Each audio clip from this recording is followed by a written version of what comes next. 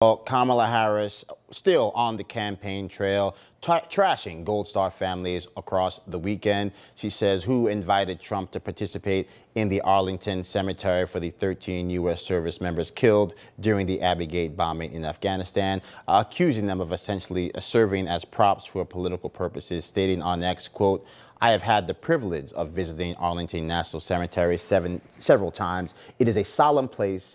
It is not a place for politics." And yet, as reported this week, Donald Trump's team chose to film a video there, resulting in an altercation with cemetery staff. Let me be clear, the former president disrespected sacred ground, all for the sake of a political stunt. Another desperate attempt to keep a story in the headlines about an altercation between a Trump staff member and an individual working at Arlington for political gain. In reality, it distracts from the fact that the Biden-Harris administration is directly responsible for those 13 deaths. In response, President Trump posted on X the emotional messages from Gold Star families, blasting Vice President Kamala Harris. Take a listen.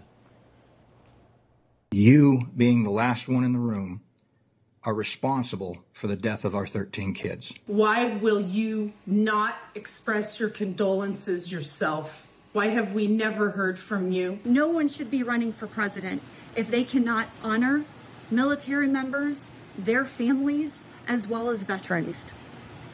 So I guess that means that you should step down, Kamala. Don't forget, Kamala, you were the last one in the room.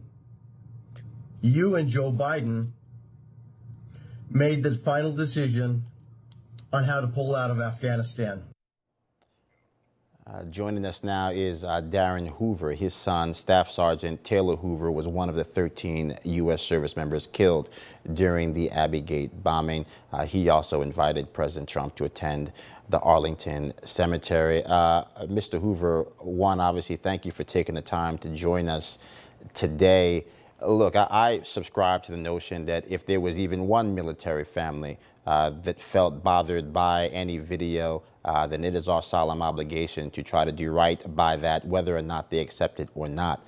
But what I can't imagine is that the same people trying to lecture the political right about this seem to pay lip service or ignore the fact that Joe Biden and Kamala Harris don't even seem to have the common courtesy, and Kamala Harris specifically, to address the grievances and the concerns of those Gold Star families like yourself. Yeah, and I appreciate what you're saying. You know, we're the ones that invited President Trump. He didn't call us. He made no mention of it. We are the ones that called him, and because he's been there with us from the beginning. He's shown us compassion. He's shown us his love. He's shown us his concern. We've relied on him to kind of be our rock between his former administration, the current one, and everything in between. He has been nothing but gracious with us. And, you know, on the 3-year anniversary that we just had, those are the memories that we are able to make with our son. And those are all we have left, is those memories. And for Kamala to come forward and say the vile, evil, disgusting thing that she did, this was not political. This was us asking President Trump to be there with us, to join us in that solemn event. And at no time was there any altercation that we saw, that we heard about it until a day later, a day and a half later. And we were all traveling home and we're all getting messages. Hey, did you see this from NPR? And none of them contacted us. I mean, it's absolutely disgusting and despicable and ridiculous that it's taken off as much as it has, just to try and smear us and smear President Trump for doing a good thing, the one thing that we asked him to do. You know, specifically to that point, you know, I was always struck by the fact that President Biden, he stood before the country.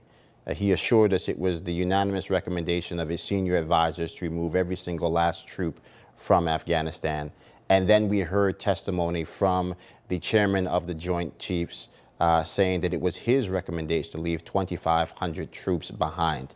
And it appears to me that there's much daylight in between those two characterizations that we as a country have never been able to get full clarity on. Have you and those other 12 Gold Star families, have you guys received any clarity on that? Have you heard from Vice President Kamala Harris directly yourself? We have not heard a single thing from either one of them. Not once in the 3 years have they reached out to give their condolences, to share a little bit in our grief. We have received nothing, absolutely zero. And those are questions, the questions you just posed are the same ones that we're trying to get the answers for. And that's what we're fighting for, is to see why this happened, how this happened. I mean, it's the most, how do I want to say this? The most uncharacteristic exit from a war, other than maybe Vietnam, that I've ever seen in my lifetime and ever read about in history, because these guys act like they're uncaring. They it's just kind of laissez-faire with them. And you know, again, it's disgusting, it's vile, and we're demanding the answers. Yes, we're demanding those from the military leaders, from the State Department. Yeah. I mean, all the way up to the White House, and we've still gotten nothing. I can't fathom that she brags about being the last person in the room for one of the most disastrous withdrawals in the modern history of our military. They call it a success, all while they haven't taken the time to pick up a telephone and call you and call those families. I have no words, but I thank you, Darren Hoover, and I thank your son, Staff Sergeant Hoover, for his service and for everything your family has endured. God bless you, sir. God bless you. Thank you, Joe.